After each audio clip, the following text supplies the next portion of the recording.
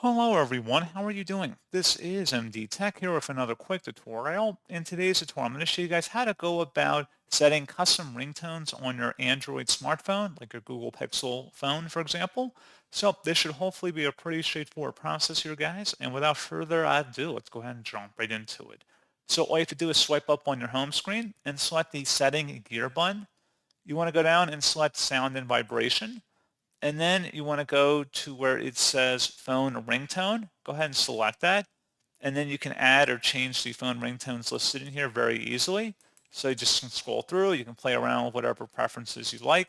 And if you just double click on any of the sounds, you can then also customize the ringtone sound from there even further.